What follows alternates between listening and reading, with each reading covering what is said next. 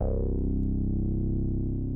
I think we should be concerned. Preparing for the worst. There is something for us to be worried about. Hoping for something a little less than that. There's no question we are living through the early stages of the climate change crisis right now. We have 360 in-depth coverage focusing on preparedness, recovery, and new firefighting tools. We want to make sure that Colorado is ready. The worst of the fire season is coming. State leaders want you to know we're ready. If you do that kind of work ahead of time, then don't live in fear, just live in preparation.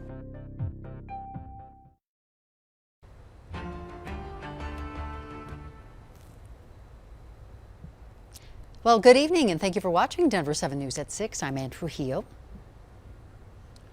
And I'm Shannon Ogden, live in Superior. I'm just west of 36 in McCaslin. It is just eerie out here. A thick haze has choked off the sun, bone-dry conditions, and violent winds, so similar to the winds that carried the Marshall Fire to this very spot on December 30th. Of course, that was December. Now we're at the time of year where these fires will become more common. And tonight we have 360 in-depth look at the months ahead. We're focused on three perspectives tonight.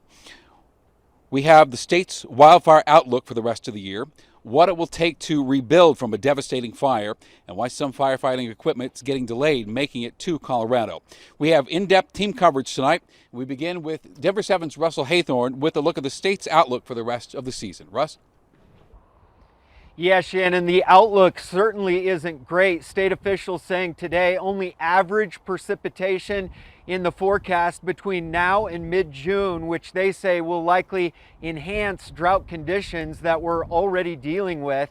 Out at Centennial Airport earlier today, officials also warned that warm and dry projections suggest an earlier than normal start to the core fire season, which is in May, and snowpack peaked in late March, about March 28th, when it normally peaks in early May, leading to above normal fire potential there.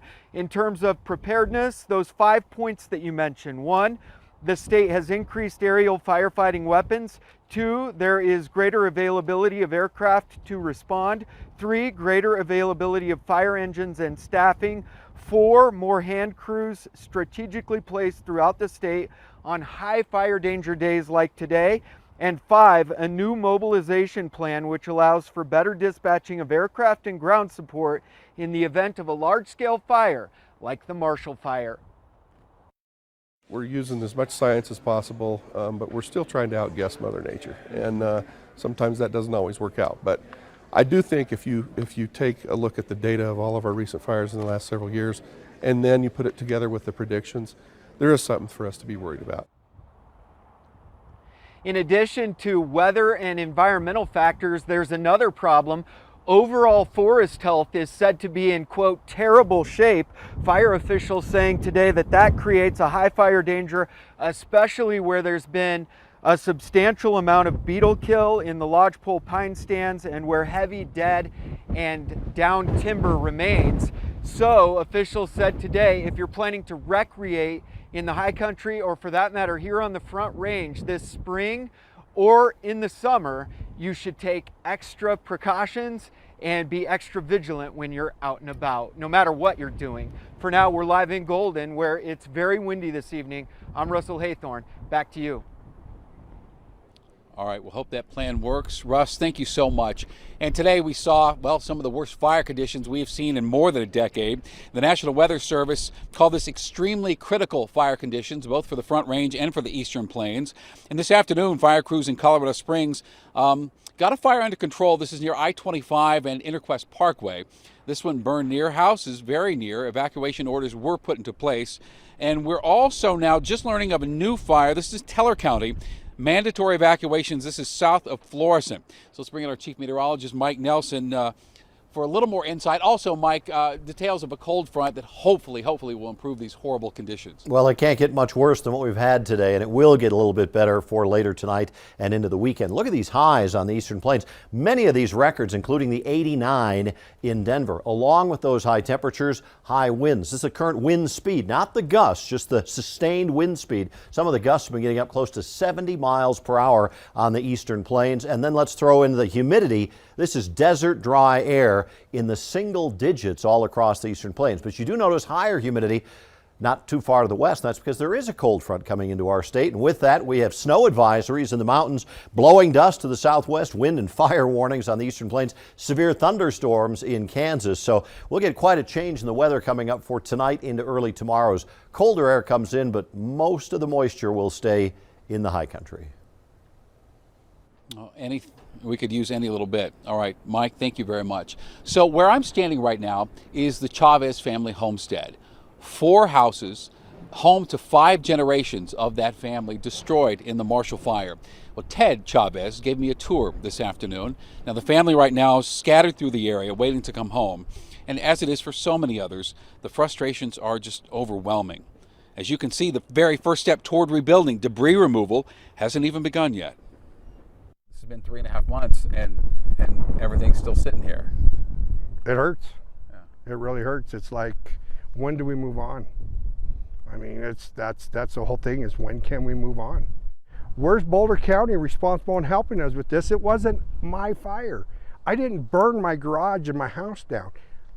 Open Space did. Open Space burned the whole town of Superior down. No one mitigated Open Space. Why are we responsible to pay for everything and above because Boulder County didn't take care of their open space? Or maybe Superior didn't take care of their creek area. I don't know. I don't have those answers, but it'd be nice to hear it. Oh, so understandable, that frustration, and so much frustration. Great people, Chavez family. Thank you for your time tonight. And fingers crossed, their debris removal will start in the next couple of weeks. Now, this week, debris removal process got underway both in Superior and in Marshall, unincorporated Boulder County. The cleanup will likely take about 4 months to complete. Cleanup then is expected to begin in Louisville next week. Now, Colorado lawmakers have taken a lot of steps in recent years to try to put the state in the best possible position to prevent and suppress fires. That is true, Shan. Of course, a lot of that effort is focused on fighting fires from the air. And Denver 7 politics reporter Megan Lopez is live. And Megan, last year they invested $24 million into buying a new Firehawk. Yeah, that's right, and that would be Colorado's very first Firehawk. California already has 8 with another dozen on order. Those Firehawks are being retrofitted at a facility here in Colorado, actually in Inglewood, but it'll be a while before Colorado's own Firehawk is actually ready to go. We want to encourage you to get prepared for a wildfire. It's just about to be Fire Awareness Month in Colorado, a time with Colorado experiencing large fires when a bunch of people with badges will beg everyone to be responsible through Firewise campaigns while they brace themselves.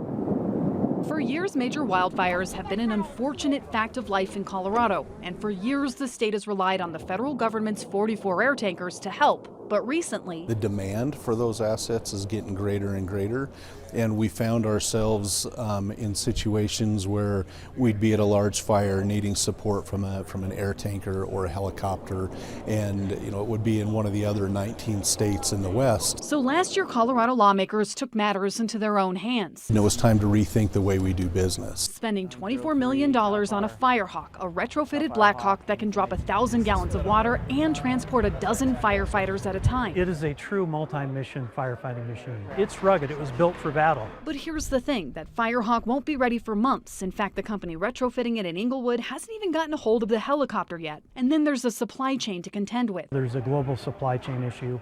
We've done our best to pre-order equipment and have it on hand by the time the aircraft arrives. They're expecting to finally get that aircraft next month and then get to work. It takes anywhere from 6 to 8 months to do that transition into a Firehawk. It's not expected to be ready until November or December, so too late for this summer. But that's not the only state effort to fight fires from above. Last year, Colorado signed a contract to have the exclusive use of an air tanker and helicopter for 120 days. This year, and we are announcing, I think, some of our most aggressive efforts as in that plan to date. Along with that contract, plans to expand $20 million in federal funds to extend the contract. Those funds will go to contracts for additional air tankers and helicopters to quickly and decisively respond to fires before they get out of control. The state is hoping they won't have to use them, but building up their aviation arsenal anyway and bracing themselves for a hot, dry summer ahead. So there is one potential hiccup to that plan. Those contracts for the air tankers and the helicopters are very competitive. Colorado is going to be competing with states like California that are facing the same hot, the same dry fire conditions, and they're going to be facing the same fire dangers that we and many other western states are facing. So all of that funding sounds nice, but it's really only going to matter if they can secure those contracts, Ann. Absolutely. Megan, thank you for that. So let's give you an idea of some of the other new technology the state is hoping to bring in to help fight fires. Right now, state lawmakers want to start a pilot program for a remote camera that's a wildfire alert system. The camera system would be used for early detection of fires and would alert planes to hotspots. Much like a military, here's your target to dump retardant and suppression on it. To put it out before, the traditional way of doing it is firefighters are out there, you know, the afternoon winds come up, the fire, we see a flame front and the smoke, the aircraft are launched. We're trying to get in where we will be doing that much earlier than we ever have been able to do in the past. And that is only one of several bills state lawmakers have drafted to address fire season. This morning, Governor Polis joined state and local leaders to announce new legislation to help prepare for, respond to, and recover from wildfires. Senate President Steve Fenberg says recent fire seasons have influenced this new legislation. There's no question we are living through the early stages of the climate change crisis right now. This is in many ways an emergency. We are not going to sit back and watch our state go up in flames, our communities devastated, our neighbors losing everything that they have. We have no choice, and we are eager to continue to take bold action. So what would this new legislation do? Well, it's called Senate Bill 206. It would create 2 grant funds to help families and businesses rebuild after a natural disaster. It also creates the Sustainable Rebuilding Program, which includes $20 million for building energy efficient structures. The bill would also create the Office of Climate Preparedness to help coordinate disaster recovery efforts. Now, we have our full 360 in-depth coverage posted for you online at thedenverchannel.com, and there you can find links to the full 32-page wildfire preparedness plan, as well as a tracker of fires that are currently burning. And we'll be back right after this break.